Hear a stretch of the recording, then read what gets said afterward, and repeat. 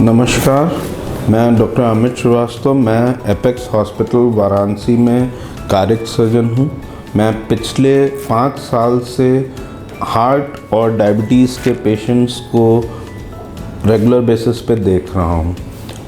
इस साल और हर साल 1991 के बाद से इंटरनेशनल डायबिटीज़ फेडरेशन ने 14 नवंबर को वर्ल्ड डायबिटीज़ डे सेलिब्रेट करने का सोचा। इसका मेन एजेंडा जो है वो डायबिटीज़ के रिस्क फैक्टर्स, उनसे रिलेटेड कौन कौन सी बीमारियां होती हैं और उनसे जो है उनको कैसे प्रिवेंट कर सकते हैं, कैसे ये दूसरे अंगों को अफेक्ट करते हैं, ये सारी चीज़ों के बारे में हेल्थ केयर प्रोफेशनल्स, मरीज़ और मरीज़ के जो साथी हैं उनको बताने के लिए और उसके बारे में अवेयरनेस स्प्रेड करने के लिए इसको सेलिब्रेट किया जाता है।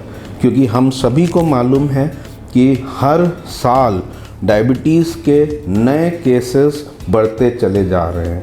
तो इस साल का जो डायबिटीज़ का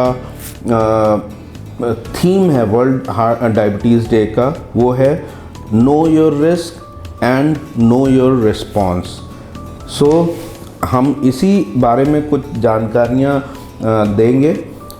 सबसे पहली चीज़ है कि डायबिटीज़ का रिस्क फैक्टर्स क्या क्या होते हैं। इसमें सबसे ज़रूरी जो टाइप 2 और टाइप 1 डायबिटीज़ आप सभी को मालूम होगा, 2 तरीके के होते हैं। ज़्यादातर केसेस टाइप 2 डायबिटीज़ के होते हैं। तो जिन परिवारों में फैमिली हिस्ट्री होती है, माता पिता में डायबिटीज़, उनके में डायबिटीज़ होने की संभावना काफ़ी ज़्यादा होती है।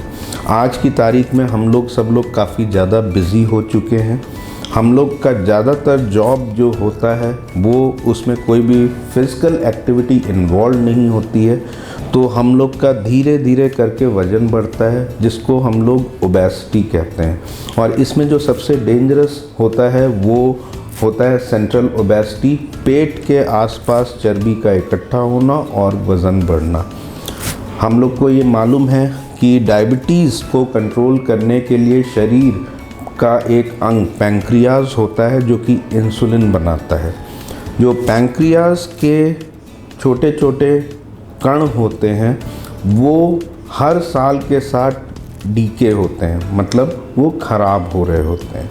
तो जब हमारी उम्र बढ़ती है तो उम्र बढ़ने के साथ पैंक्रियाज के जो सेल्स हैं वो डैमेज होते हैं और उम्र बढ़ने के साथ और नए डायबिटीज़ के पेशेंट्स डेवलप होते हैं। इसके अलावा जंक फूड खाना और फिज़िकल एक्टिविटी ना करना, ये भी डायबिटीज़ के रिस्क फैक्टर्स में आता है। तो हम लोग को एक सही मायने में कहा जाए तो डायबिटीज़ खुद में एक जो है बीमारी नहीं है, लेकिन वो सारी बीमारियों का जड़ है। वो हर ऑर्गन को अफेक्ट कर सकता है, जैसे दिमाग को, नसों को, आइज़ को, आँखों को, किडनी को, फेफड़े को, हार्ट को और हाथ पैर की धमनियों को भी वो असर करता है। तो शरीर का ऐसा कोई अंग नहीं होता है जहाँ डायबिटीज़ असर नहीं कर सकता है और वो उससे संबंधित बीमारियों को जो है बढ़ावा देता है। तो इन सभी चीज़ों को हम कैसे प्रिवेंट कर सकते हैं? तो सबसे इम्पॉर्टेंट चीज़ जो इसमें है कि हम लोग को रेगुलर एक्सरसाइज करनी चाहिए। फिज़िकल एक्टिविटी एक दिन के अंदर 40 से 45 मिनट हमको ब्रिस्क एक्टिविटी या ब्रिस्क वॉकिंग करनी चाहिए। ये सबसे ज़रूरी पार्ट होता है जो हमारे वज़न को कंट्रोल करता है और हम लोग अपने अंदर से एनर्जी को बाहर निकालते हैं। तो फैट डिपोजिशन कम होता है, ओबेसिटी कम होती है और डायबिटीज़ को कंट्रोल किया जा सकता है। हम लोग जो जंक फूड खाते हैं जिसमें घी, तेल, चिकना मसाला बहुत ज़्यादा होता है, कार्बोहाइड्रेट कंटेंट बहुत ज़्यादा होता है, चाय में हम चीनी डाल के जो है दिन भर में 8-10 कप चाय कॉफ़ी में पी जाते हैं या कोल्ड ड्रिंक्स पीते हैं। ये सब जंक फूड आप में कैलोरीज़ बहुत ज़्यादा दे देती हैं और उतना हम फिज़िकल एक्टिविटी नहीं करते हैं। तो हम लोग को घर का खाना अच्छे से जो है खाना चाहिए और जंक फूड्स के इंटेक को अवॉइड करना चाहिए। फल फूल ये सब की मात्रा 1/3 आपके खाने में होनी चाहिए।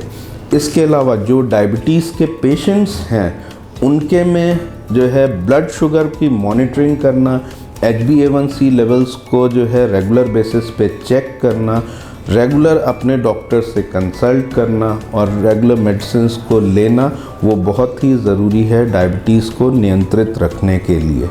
अगर हम नंबर्स के बारे में बात करें तो HbA1c लेवल्स एक डायबिटिक पेशेंट के लिए 6.5 के आसपास या उससे नीचे होना चाहिए और फास्टिंग शुगर अगर आप कंट्रोल्ड मानेंगे तो उसको 110 के नीचे होना चाहिए और पोस्ट प्रेंडियल शुगर 140 के नीचे होना चाहिए।